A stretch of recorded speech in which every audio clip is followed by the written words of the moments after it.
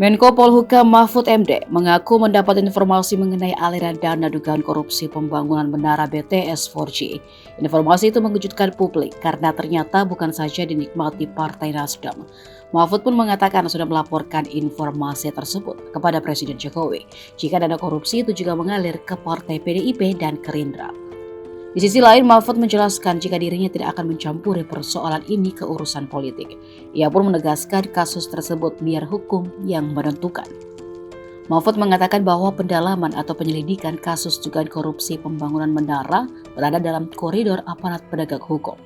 Ia mempersilahkan Kejaksaan Agung dan Komisi Pemberantasan Korupsi untuk mendalami dugaan itu. Meski begitu, Mahfud mengingatkan pembuktian kasus ini akan rumit dan mungkin menimbulkan kemelut politik.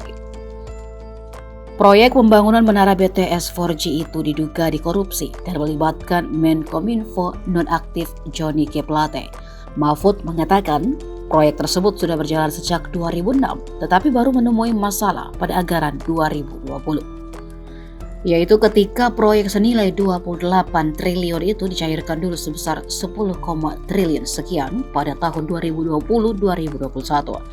Mahfud mengungkapkan ketika dana tersebut hendak dipertanggungjawabkan pada Desember 2021, ditemukan fakta bahwa tidak ada pembangunan menara BTS yang sudah dianggarkan. Pihak yang mengerjakan proyek itu pun meminta perpanjangan waktu untuk membangun BTS hingga Maret 2022 dengan alasan pandemi COVID-19. Berlanjut.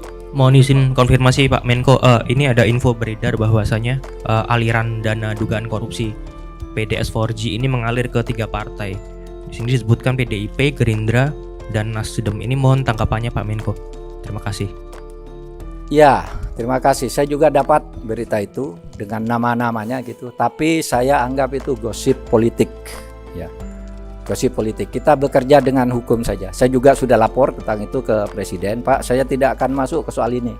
Ini pembuktiannya akan rumit dan mungkin menimbulkan kemelut kerumitan politik. Oleh sebab itu, saya persilahkan Kejaksaan atau KPK kalau itu di luar angka-angka yang sudah konkret untuk menyelidiki ini. Tetapi kalau saya sendiri menganggap itu sebagai gosip politik yang tidak akan saya tangani secara administratif di sini, secara manajerial kelembagaan, karena itu sudah masuk ke ranah hukum.